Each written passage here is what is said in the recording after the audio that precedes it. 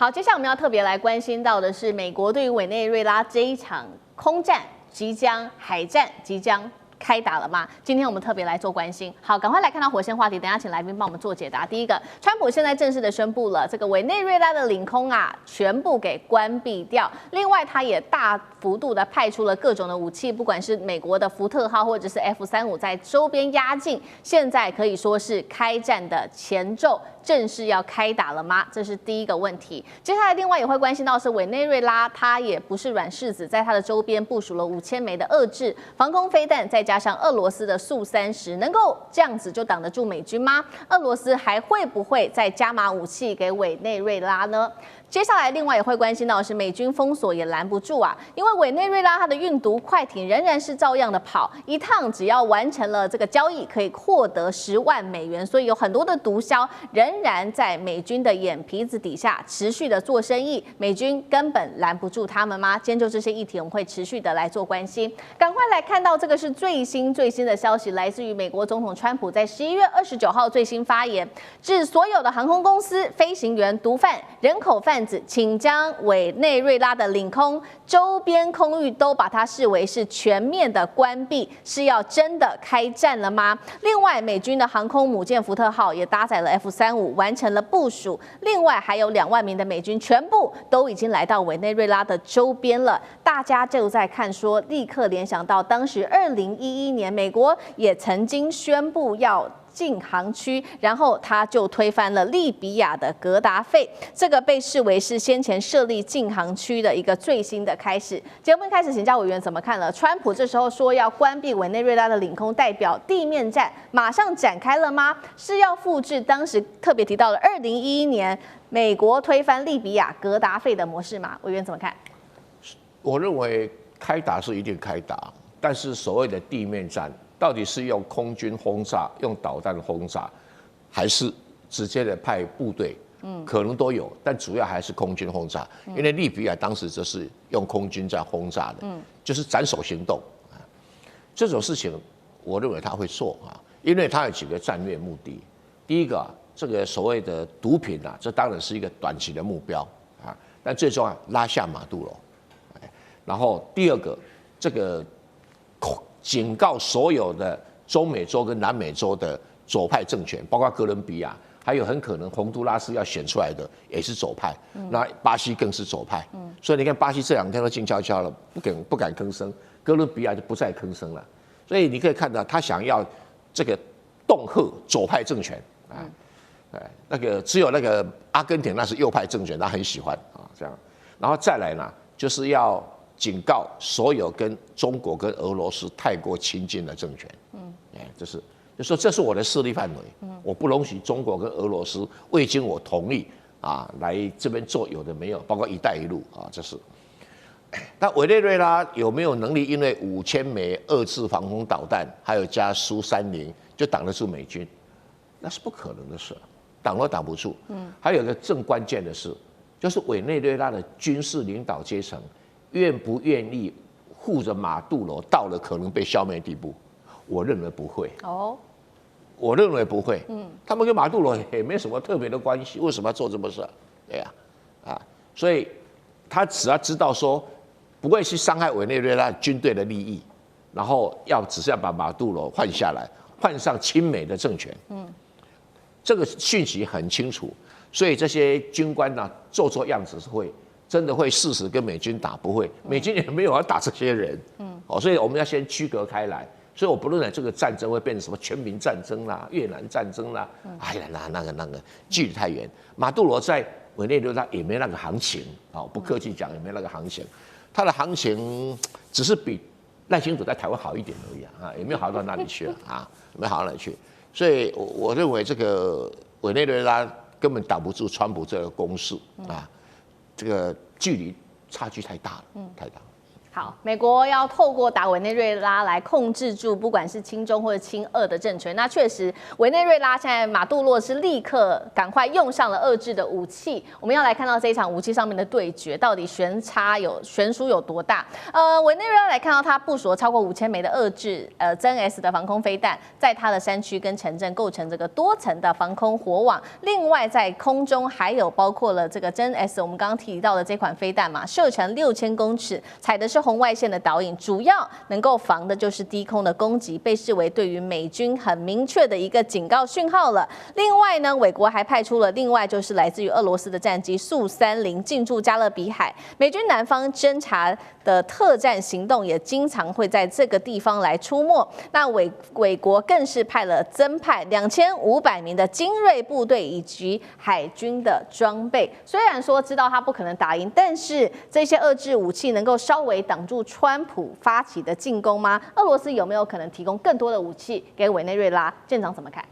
我們看到啊，現在大家都談到的就是這個真 S 的這種防空飛彈，這種就是人吸式的防空飛彈，也就是我們看到啊，美國它所使用的刺針防空飛彈的俄羅斯版，那它的攔截的距離呢不遠，就是6公里。那但是呢，它有5000枚，這個數量就很可怕了。它如果是分布在全國各地的話，不可怕。可是它如果集中在某幾個地區的話，那我們這樣講啊，那以這個戰鬥機如果遇到這種飛彈的話，實際上來講，它就是啪啪打這個火焰彈而已。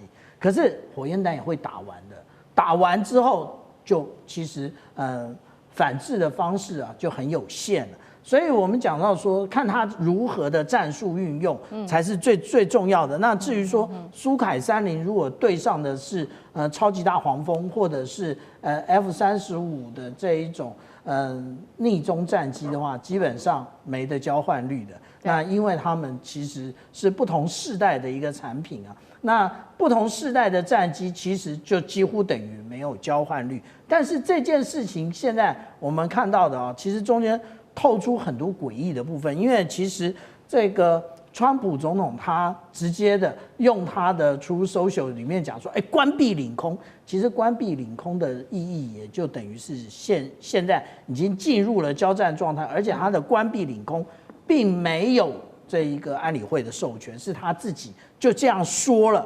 那但是呢，如果我們看到現在最新的新聞報道，那個也就是路透社根據路透社的報道，不具名的美國官員說，其實他們根本不知道這麼一件事啊。然後他們去把這個問題，也就是關閉領空的問題，拿去問這個五角大廈，五角大廈不回應。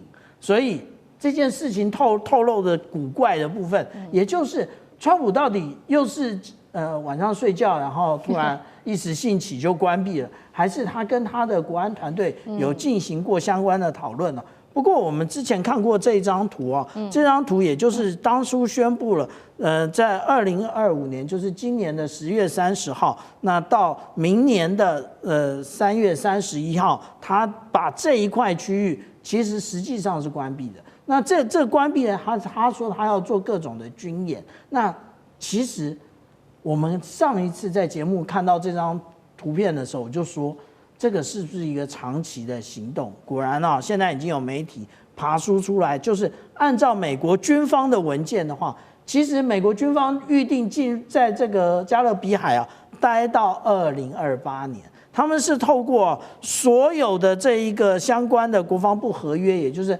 購買這些副食類，也就是官兵總是要吃飯的嘛。那買的這一些食材，它的合約其實是到2028年。那也就是在川普任期結束前呢，那他們都會有大規模的一個軍事存在。而且我們覺得，我們看到這個川普總統這個宣布啊，那但是他的艦艇現在的狀態是什麼？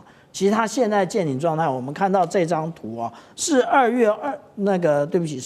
11月28號，也就是羅德代堡號船塢運輸艦，它其實它並不在加勒比海接近委內瑞拉的一側，它的位置到底在哪裡？它其實位置在於美屬維京群島的聖克羅伊島這裡進行整補。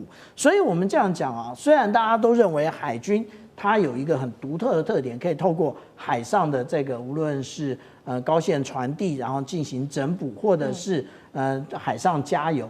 但是真正最容易整補的，而且對於這種大型的水面作戰艦的話，它需要的是靠港，因為如果靠這個高線在那邊傳遞的話，其實花的時間非常多，那而且可能會受到干擾。那我們講到這些啊，現在川普一心一意的，他就是拿一些理由，也就是拿這個是不是他們現在直接的用軍事企圖的方式。可是我們之前啊已經看到，無論是洛杉磯時報，現在又多了這一個華盛頓郵報，都不斷的提出質疑，說這個方式不但違反了國際法，也違反了美國國內的法律。好，這個軍事企圖的方式，違反了美國的法律，但另外一方面，能不能真的对於這個打擊毒販有效呢？現在看起來也是沒有效的。我們要來看到最新消息，委內瑞拉的這個運毒快艇仍然確實是照跑不誤。來自於《華爾街日報》最新也揭露了說，這些快艇啊有一些特徵，包括了長度大約是40英尺，然後它們是由玻璃纖維打造的，而且還有巨大超大的馬力發動機。現在呢，不斷在幾個重要的地點，包括哥倫比亞、厄瓜多爾還有委內瑞拉海岸線上運送價值7000萬美元的毒品貨物，一趟成功能夠賺進10萬美元，難怪這些毒販持續在美國眼皮子底下繼續賺錢嗎？楊老師怎麼看？我們現在看美國總統川普在委內瑞拉所做的軍事上的這些集結、訓練，甚至封鎖，多半大部分其實蔡委員講的沒有錯。我們從比較是戰略的角度，或者是整個區域地緣政治的角度，認為他其實在防止整個區域在向左轉，希望你能夠就是維持偏向美國、親近美國。那更進一步呢，希望去排擠中國大陸在這個區域對美國影響力的滲透。那我們看到洪都拉斯其實現在這個時間點最新的結果是中間偏右川普支持那個候選人取得領先。也就是當他在对委內瑞拉做封鎖的訊息做出來的時候呢，其實洪都拉斯的選民也接收到那個訊息。那現任的執政黨是中間偏左的，那結果他的3個候選人裡面得票率最低。那這是川普的用意。但是我也覺得，如主持人所問的，反毒這個議題是不是真的也是他在針對委內瑞拉行動當中一個訴求？我覺得是，至少到目前為止，他表面上是這麼講。對。主軸是不是維持這個如此？其實對他而言不矛盾，因為川普上來的時候啊，2個事情其實大家應該都記憶猶新。第一個，對跟中國大陸的貿易戰過程當中，他其實增加了一個芬太尼的議題。對。那芬太尼議題跟中國大陸無關，因為中國大陸這是出口原料，那是你自己這個販毒集團的這種運用。但是後來你看11月釜山會議的時候，中美在芬太尼上面有一個合作的空間，也就是中國大陸对原料出口可能會更進一步的限制跟管制。所以這個是他針對毒品在美國的泛濫。毒品在美國的泛濫的程度，我就不需要多講了。我以前在美國念書的時候，你看到搬一個家，你隨便那個廚房底下的櫃子一打開，新搬進去，通通都是一些毒品吸毒的一些用具，司空見慣。那然後呢，2月份的時候，Rubio 美國國務卿又把一些國外的販毒團體列為叫恐怖組織。這個是第一次這麼做的。他在法律上把它列為恐怖組織的時候，他採取的行動以及跟外國的合作或者是施壓就不一樣了。那以前販毒團體是針對你看有那個 DEA 就美國的這個反毒的這個組織。那至於美國內部的這個幫派，像是內部的拉美王國 MS-13，就是拉美王國是南美洲，然後 MS-13是中美洲。那太陽集團這個是委內瑞拉的集团，哥倫比亞也都是，所以他從陸路還是海運過來的這些毒品其實真的是一本萬利是沒有錯。那他對於這些委內瑞拉的毒品的這種反制那當然會不會因此造成美國毒品的這種就是受到影響？那我覺得毒品這個問題在美國真的是春風吹又生啊。對。你再怎麼弄，其實還是有市場，因為那個市场需求量還是很大。